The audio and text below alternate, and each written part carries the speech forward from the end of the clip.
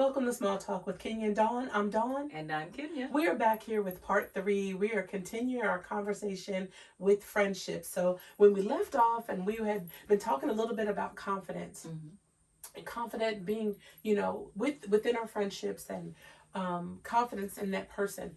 But how about them holding your confidence? Mm. Not talking. Oh, Yeah. okay, gotcha. Yeah. Oh, yeah, because that's important. Yeah, that is important. Okay. About situations, about problems, issues, and them not discussing it with other people. Right. What do you think about that? Now, that right there, that's important. Yeah. Because I feel like if I trust you with the most intimate details that I'm going to say I'm struggling with, and I'm trying to, and this time I'm looking for instruction to get out. Okay. Then I feel like in order for you to be able to completely help me, I have to be able to be honest with you about whatever the details are. And I have to be able to trust you enough to be vulnerable. Because I've been in those places, positions where I think I can be vulnerable, and you turn my vulnerability into your session. Yeah. Yeah, so that's a very important piece. Yeah. Yeah, because people have to trust you. Okay, so when you say your session, do you mean they turned it around and started talking about themselves or started talking about you? Talking about me with other people. Oh. Yeah. Yeah, you can't do that. Yeah, but that's a good point too. Making it about them. I didn't think about that. I'm going to tell you, now, if I'm talking and you say, how are you? And I start saying, okay, well, this has been going on. And then 5 minutes in, you didn't turn that whole thing around. And I'm like, wait a minute, I didn't even get out what's wrong with me. Right. Like, what? I got problems too. But a lot of times people don't see that as well. Yeah. They don't see that you have problems. But we should be able to talk to, and I'm going to tell you right now, there's a difference with you having a conversation that you know is in confidence. And there's things, okay, well, this happened. And so I know that this is okay to discuss. But if you come and you talk to me, I don't tell my husband either. Right. It's not that I'm going to tell a whole bunch of other friends, because number one, I don't have a gang of friends. I don't roll like that. Right. But I'm not going to tell him either, because I'm in a situation to where I can't talk about it. Right. And there's been so many things, and I'll tell you, it's been a lot this week. Yeah. There's been a lot of stuff going on this week. Okay. A lot of conversations that I've had this week, but I don't divulge those conversations. Right. And I would expect the same thing from Absolutely. you, to not divulge those conversations. Now, if you put it to a way of say, I have a question, and especially, I don't mind anyone saying something to me, but don't put a name with the conversation as well. Yeah. Like, okay, I don't know how to handle this. What do you think? What would be, good advice? What can I show them differently when I see this is the situation that's going on? You don't have to put a name to the situation. Right. You can ask questions. Absolutely. To get more insight, but it's important to keep that person's confidence. And someone very close to me had some issues and things that were going on, and they said, well, you didn't tell such and such about this. And I said, why would I? Right. That's not my story to tell. Right. That's your story to tell. I'm not going to say anything about that. That's not my place to do so. And some people expect you to say something. Oh, you didn't tell them? No, I didn't say anything. That's your business to tell. That's not my business to tell. Absolutely. And I didn't learn that. It's been several years now, and I didn't realize I was doing that until one day my husband and one of my friends, we were talking, and she was like, "You didn't know?" He was like, "No, she didn't tell me." And he was like, "Ken don't be telling me." And I didn't realize at the moment how important that was. That's because right. I guess I didn't, but I guess I probably could have felt like, oh, I'm keeping this from my husband. But I didn't even think about it in that moment. And when they were talking about it, and he was just so surprised, and she was like, "I can't believe you didn't know." And I automatically said, "Well, that wasn't his business, really." But in that moment, I didn't realize how important that was, because too often pillow talk happens. There you go. And now I may feel like, you've broken my trust. I told you, not y'all. You know what I'm saying? Exactly. So I don't know how I understood that was important. I don't know. No, it's very important. It's very important, because I think sometimes people have the assumption, or if I tell her, she's going to tell him, or if I tell him, he's going to, you know what I'm saying? And I think that's a very important aspect in friendships. Yeah. Because even if we are coupled friends, then it's still important for me to be able to trust you with something that I may not feel comfortable trusting your spouse with. And so that's a very important thing. People really think, because of my husband and things that people tell him, that I automatically want to know about it. And I'm sitting in the dark, and I'm like, I didn't know anything about this. And he didn't say anything to you? No, he didn't say nothing to me. Right. He wasn't supposed to say anything to me. Right. Same thing with me. I know what I can say to him and what I can't say to him. And if you say, or anybody says, "Hey, I got this problem, this is what's been going on, boom, boom, boom, boom, boom," and I'm like, okay, I'm not going to tell him, because like you said, I didn't tell y'all, I told you. Right. Yeah. It's important to hold that confidence with someone. And people actually look, and when it's the ones that look surprised, then I know you going back telling Larry, Mary, Tom, Tina, you telling everybody.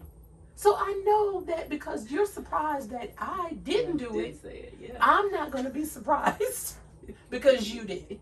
So I already know how that goes. No, I'm not saying anything to anyone, because I really and truly believe that if people wanted other people to know, then it would be in a group setting, you know. And even just like with our couples ministry, now we need to have a meeting too. We haven't had a meeting in a minute.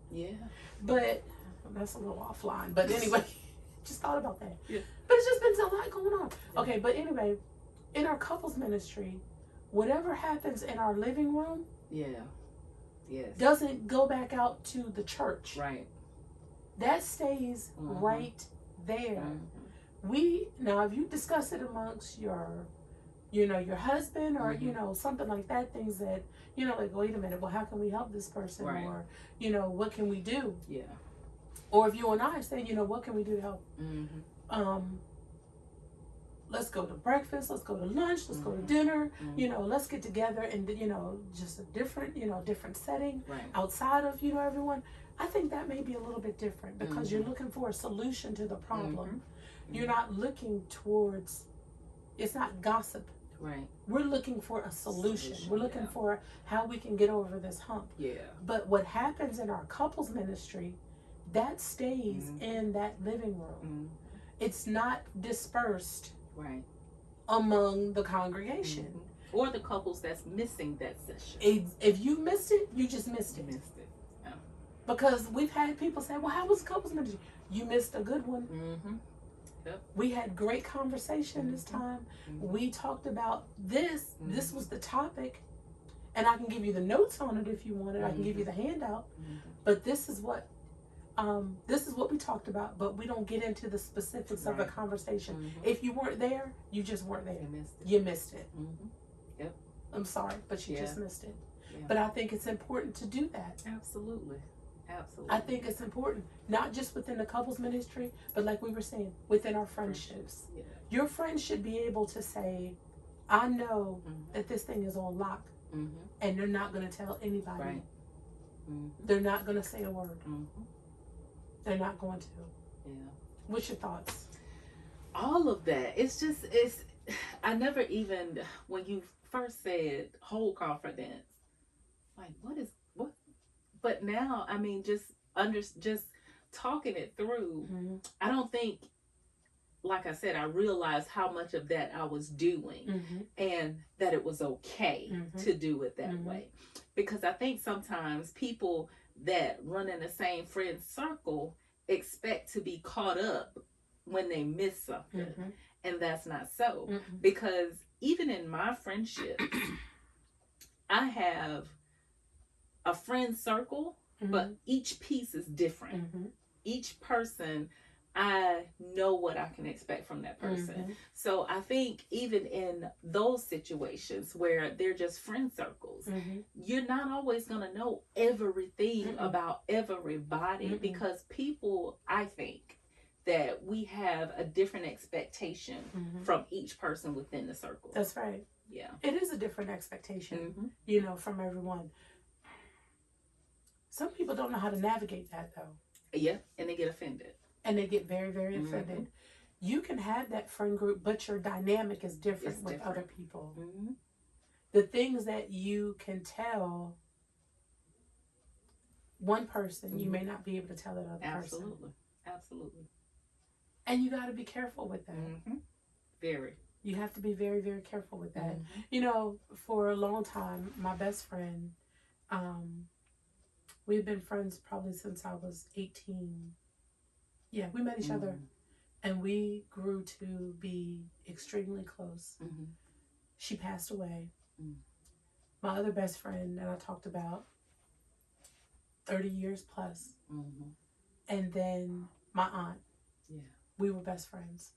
And she passed away. So I have the one left from that, period of time. And I spoke at my aunt's funeral and I said, there's things about me that only she knew. And no one, of course she's gone now, but she took those things with her. Absolutely, yeah. I didn't have to worry about her saying something to someone else.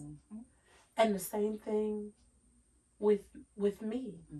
There's things about my aunt that nobody knew except me. And no one will ever know those things. Because it wasn't their business. And my friend that had passed, we had fell out for a little bit. And we never heard anything from anyone else saying, she said this and Dawn said this about one another. But we were friends, we were best friends, but we were also sisters. Okay. And we were so close that we still, even though we were mad at each other, you still don't betray that confidence. Right. When you are a true friend of someone, you just don't do that. Yeah. So be careful and know who you can talk to. I know that I can come to you and talk to you, and I know it's on lock. I know it's not. And you know the same thing about me. I'm not going to. I think back to where earlier this year in January when we drove down to Atlanta and we did an episode at Johnston's. Yeah. And that 2.5 hours that we were in the car felt like 20 minutes. Because, and at that time, we didn't go through do you need me to listen? Do you need the advice? Or do you need the instruction? I just need to shut up and just listen. Because you had a lot on your chest that day. But it has not been discussed with anyone. Right. And it won't be discussed with it. We know what we talked about. But we're not discussing that. I didn't come back home that evening and say, Sam, guess what was going on with Kenya? It wasn't my place to do that. And I'm not going to do that. I'm not going to do it. What's your thoughts about that? That was a fun day we had. We had a really good day. I'm just thankful for that because sometimes you just got to vent. It be so much going on and so much frustration. I think That's another important piece. Mm-hmm. The listen part, but it's great to be able for people to allow you to vent and to say those things. Yeah. And even in just, diarrhea at the mouth, you can sort those things out. Mm-hmm. You can get another perspective. Right. You can get some input so I may be able to see this thing different because we still got to navigate.